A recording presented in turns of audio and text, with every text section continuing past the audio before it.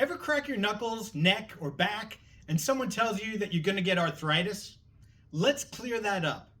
That pop isn't a bone grinding on bone, it's gas being released from the fluid in your joints, something called cavitation. Same idea as opening up a can of soda. It's not damage and it's not dangerous.